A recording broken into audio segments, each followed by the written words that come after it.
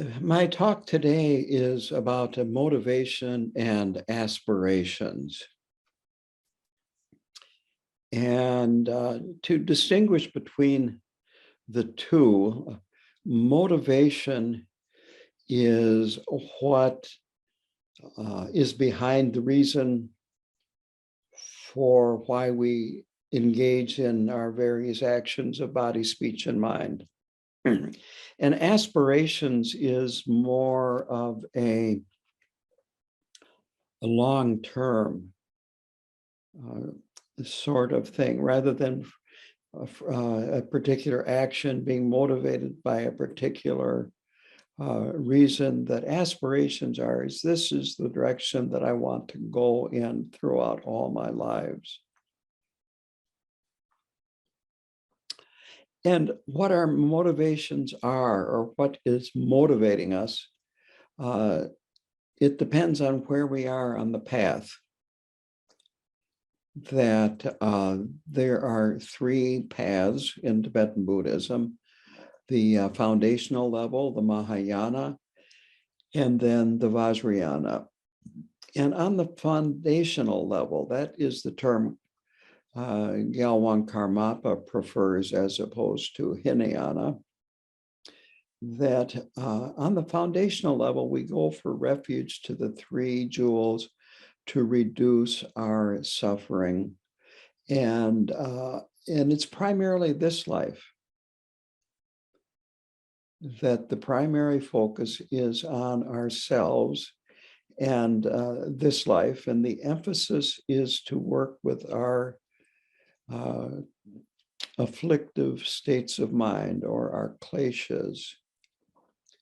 That we're taking care of ourselves at this point. We are learning to, you might say, love ourselves, to open up to ourselves, to accept our limitations, to accept our past behavior, yet being willing to work with it, to realize, yes, we have imperfections, failures, and so forth, but this doesn't make us fundamentally bad.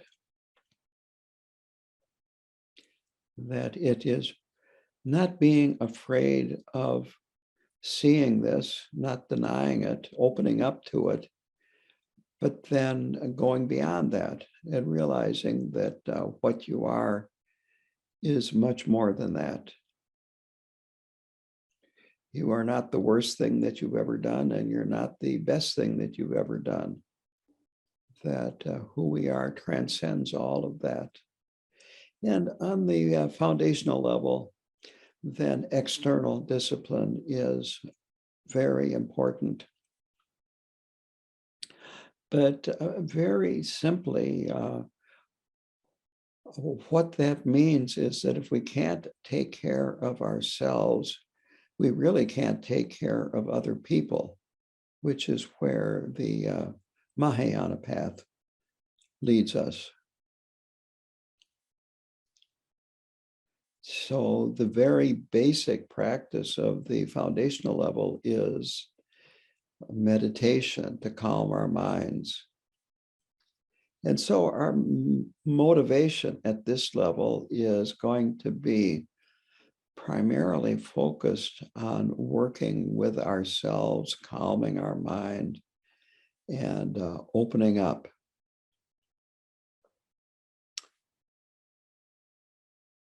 It doesn't mean that you ignore external circumstances or ignore other beings and their suffering. But if we really can't calm our minds down, we really can't. If we don't understand what loving ourselves is and taking care of ourselves, when we try to love others and take care of others, it gets twisted.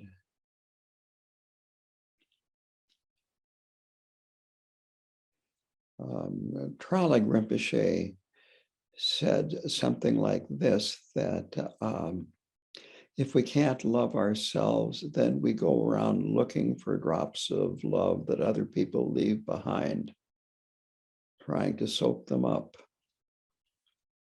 So the next path is the Mahayana path. And here the motivation builds on the foundational path. And in fact, you never really leave the foundational path behind. It's not like, well, I have now graduated from high school, now I'm in college. It doesn't work like that.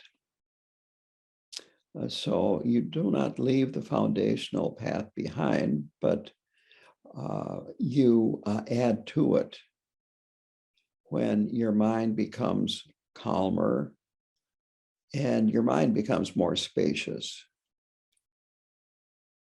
I had an inmate tell me this one time when I was chaplain, that he had been practicing meditation for quite a while. And he told me, there's a lot of suffering in this place. And it's not just the inmates. So this is what calming the mind can do. It leads to seeing more clearly and realizing that you're not alone.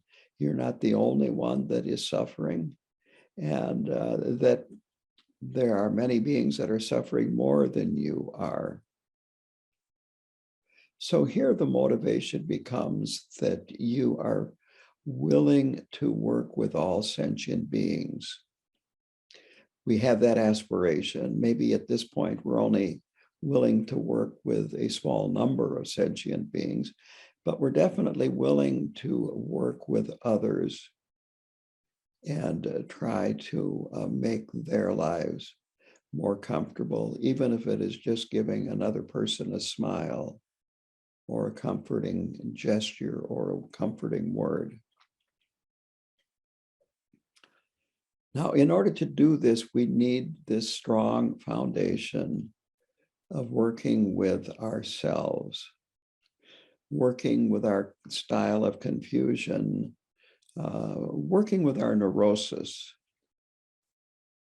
So it doesn't really work the other way around.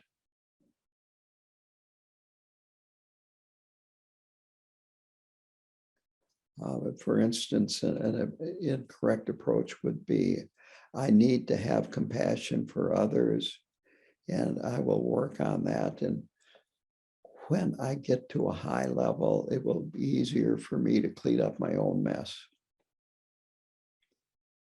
to clean up my own stress, my anger at myself, my inner critic.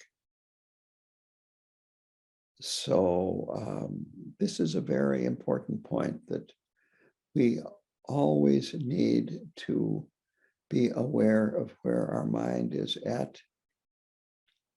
And are we being motivated by true compassion, or are we being motivated by various afflictive states of mind? Is our compassion that we're feeling being used so that we can validate ourselves? Oh, I'm a compassionate person. This makes me feel better. So it's always important to be able to see deeply what is going on inside. So in the Mahayana level, the really important idea is bodhicitta, this desire to benefit all sentient beings and eventually lead them all to liberation. It has two aspects. One is the aspiration, that may I be able to lead all sentient beings to liberation, including myself. And the other is what's called engagement or activity, bodhicitta. And this is actually in your actions of body, speech, and mind, doing something to travel the path. Shanti Deva explains it as being comparable to looking at a map, which is aspiration, and engagement is actually being out and traveling on the road that was on the map you were looking at. With Vajrayana, it is actually the same motivation. I once asked Rinpoche before the 3-year retreat that I engaged in, participated in. I don't know, maybe it was a year before, maybe it was less, but I was wondering, am I really ready for it? So I had an interview with Rinpoche and expressed that I had some concern about whether I was ready for it or not. And he had a very simple answer, and it was, it all depends on your motivation. So with that, I am going to read a short prayer that is in the White Tara practice by Jamgun Khantrul that we do here the first Sunday of every month. I'm going to read it in English, and then I'm going to go through each line. I take refuge in the 3 jewels.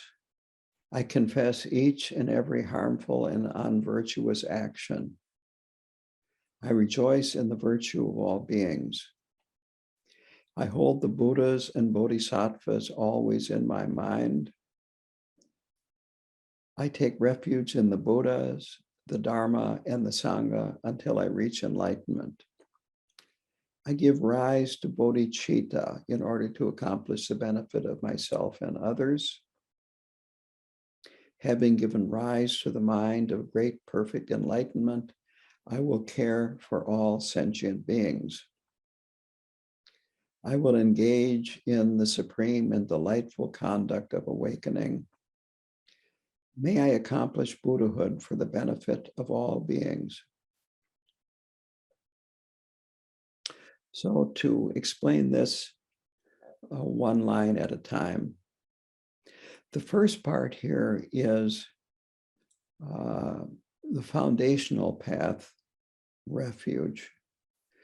So I take refuge in the 3 jewels, and that means for this lifetime.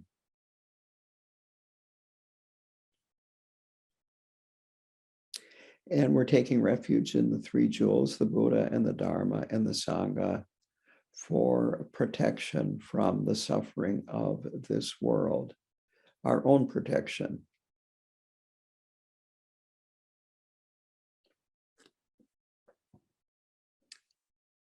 And then I confess each and every harmful and unvirtuous action. So this is a reminder. We're obviously, when we're chanting this prayer, not going to go down a list of thousands of actions. But the point is to recognize that we have done a lot of harmful things in our lives, and that there are things that need to be uncovered, and we're kind of just acknowledging that we're not perfect.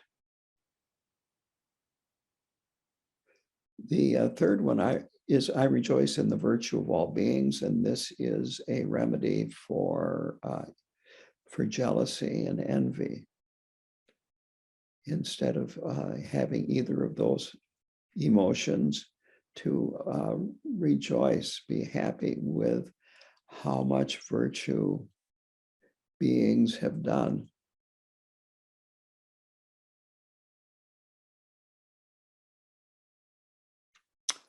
So that then is summed up by, I hold the Buddhas and Bodhisattvas always in my mind. Now comes the Mahayana part. I take refuge in the Buddha, the Dharma, and the Sangha until I reach enlightenment. So this refuge vow lasts until we reach enlightenment. For this life plus all our future lives until we reach enlightenment. This is a big difference between Hinayana and Mahayana refuge. The next phrase is, I give rise to bodhicitta in order to accomplish the benefit of myself and others. And again, bodhicitta means awake in mind. Bodhi is awake, and citta or citta is mind. So we're giving rise. We're developing this aspiration to be able to benefit all sentient beings in order to accomplish the benefit for myself, the supreme benefit for myself, and the supreme benefit for others. The next line is, having given rise to the mind of great, perfect enlightenment, I will care for all sentient beings. So this is the commitment to act.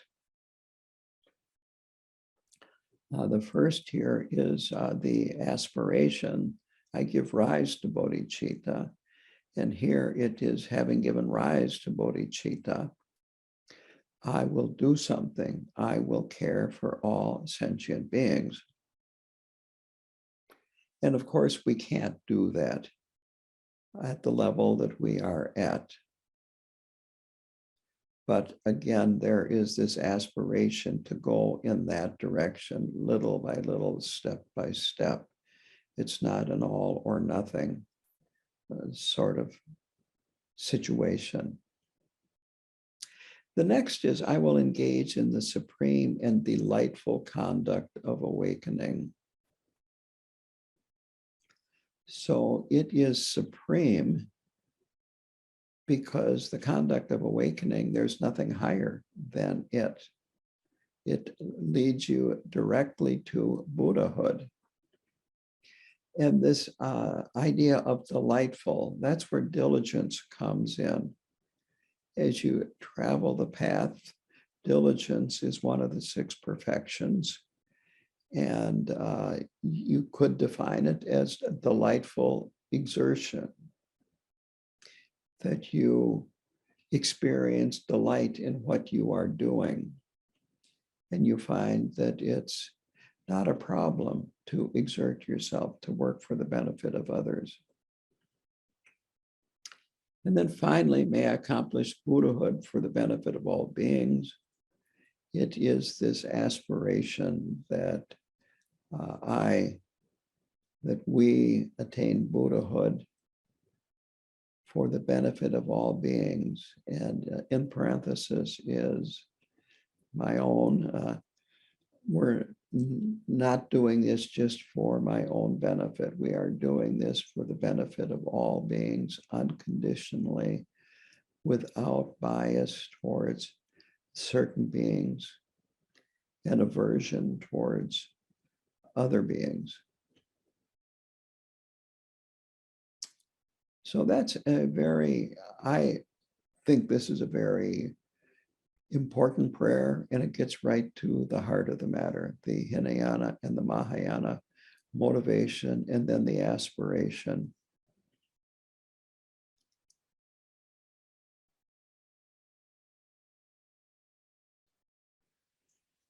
So now for aspirations, that the Tibetan for an aspiration prayer is a monlam.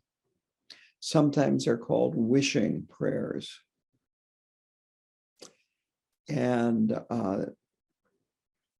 when we do Nyungne here, there are prayers that we do at the end of each session that are aspiration prayers.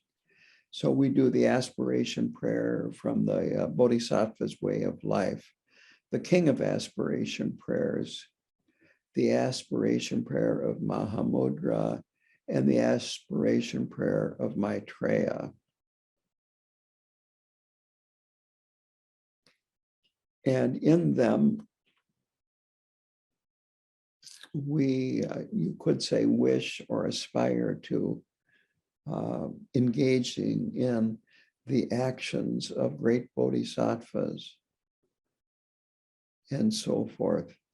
We aspire to be able to do things that are way beyond our ability at the present time.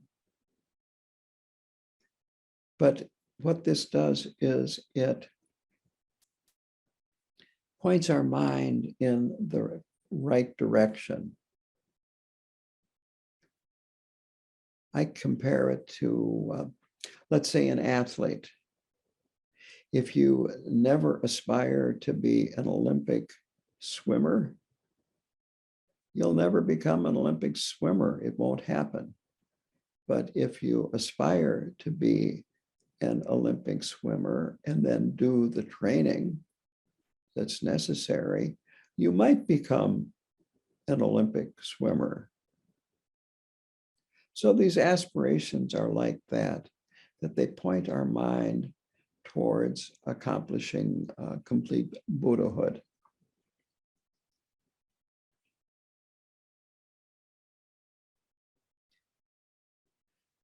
These aspirations aren't just for saying in the shrine room, that when we're out going about our daily lives, we can keep them in mind. We can keep the Buddhas and the Bodhisattvas in mind, and we can be more aware of what's happening in our daily lives and be more, let's say, guided and motivated by these great aspirations. Instead of giving in to anger or desire, with some awareness, we can realize that this is not what I aspire to do, that I'm not being motivated by proper motivation. This is selfish motivation.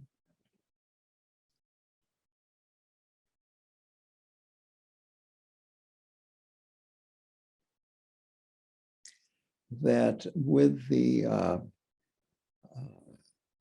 active bodhicitta, the engagement bodhicitta, that we keep that thought in our minds the best that we can, or at least recall it from time to time. And we can use it, whatever we are doing, anytime, wherever we are. That even if you can, keep it when you are eating and drinking, when you go to sleep. That if we keep our mind pointed in that direction, then whatever we do, whatever we say, and so forth, actually becomes the Dharma. It's a mistake to think that Dharma ends when you get up off of the cushion and now you're going into the mundane world. That we can take that with us and gradually open up to the world. We can open up to the difficult situations in our lives, the difficult people, the painful situations, and so forth. And they can actually help us to A, maintain a calm, clear mind, and B, to develop patience and lots of other qualities.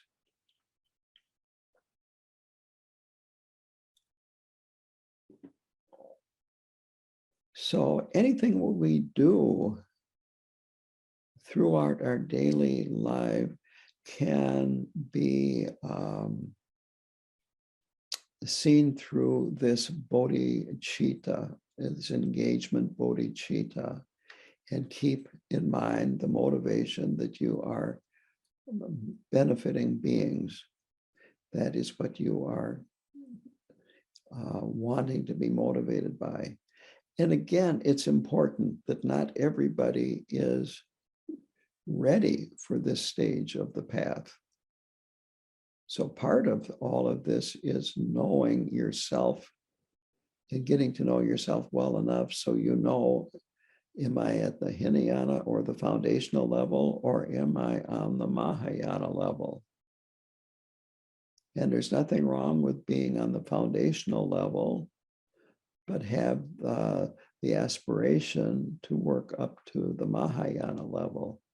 But again, if your mind is not calm, if you're stressed out, if you find that you're constantly having angry outbursts or lots of desire and so forth, it really means that you need to work more on the foundational level than the Mahayana level. And don't be ashamed of it. We really have to know where we are before we can go to where we want to get to.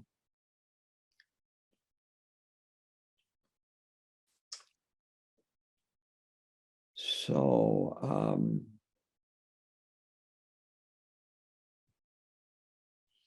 in actuality, then Dharma means 24/7. That these aspirations need to be vast,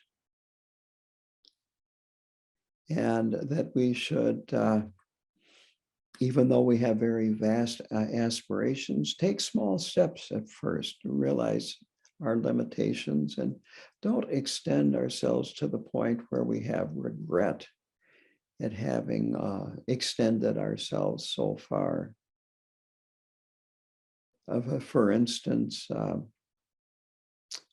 you're out walking on the streets in a city and you see people that are homeless, and you start giving homeless people money. And then at the end of the day, you find that your wallet is empty, and you start thinking, I should have saved some. I regret having done that. That is not good. So it's good to extend yourself, you might say push yourself to go further than you would ordinarily, but don't push yourself so far that you develop regret for having done what you have done. So we don't want to experience this burnout. I think that's a good term for it, where we do all these things and then we become exhausted and regret what we have done. It all goes back to knowing yourself clearly. That is very important. And again, this is one reason why meditation is so important. That meditation has been described as calming the mind.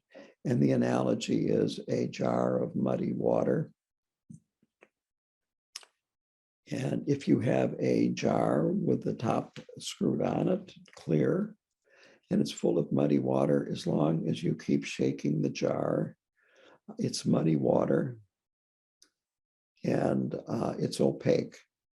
But if you set the jar down on a table and let it sit for a few hours, the mud settles to the bottom and the natural clarity of the water appears.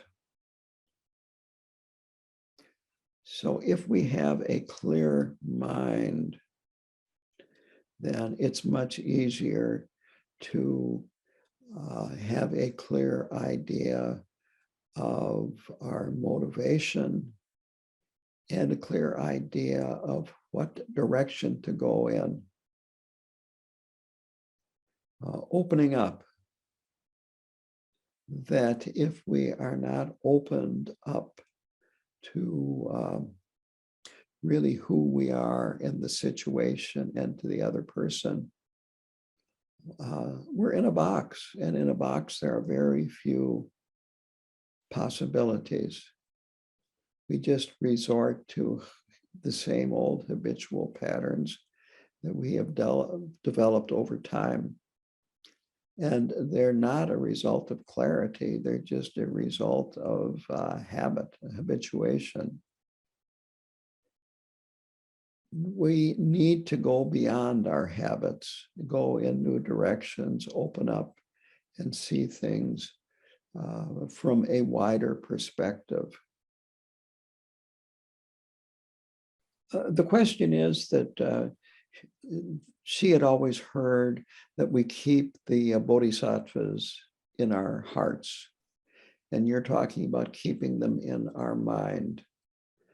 And basically, my understanding is that this is talking about the same thing, that keeping it in our mind means being aware, thinking from time to time about them. And I believe keeping them in your heart has a similar connotation. Culturally, the Tibetans feel that mind is in our heart, and Westerners think it's up here. The follow-up was, is it more active or more just keeping them in your heart? And here, especially for us, it's more active to keep recollecting the bodhisattvas, keep recollecting Karmapa, Khenpo Karta Rinpoche, other great teachers that you've met, the forefathers of the Kagyu lineage, and keep them in mind. And also, it's excellent to, of course, pray to them. Karmapa Keno means Karmapa, think of me. So there was a comment as much as a question about aspiration prayers and how vast and how beautiful they are. And I'm just bringing up a short one that is done at the end of the third session of the Nyungne. And it is titled Garland of Jewels, a brief aspiration for rebirth in the realm of the transcendent Victor Akshobhya. So just to read here in a few places, may I fulfill the 8 aspirations, including those to never be angered or to have harmful intentions made by the Victor Akshobhya when he generated the awakening resolve. May I fulfill his 18 aspirations to accomplishment, including those to do just as promised, to be aware of the Buddha with every step, to renounce home life throughout all lifetimes. Likewise, may I fulfill his 7 aspirations, to ensure even the word downfall is unheard of in the realm of awakening and be gifted with purity and qualities. May I journey from Buddha realm to Buddha realm, just as Akshobhya did while performing the actions of his awakening.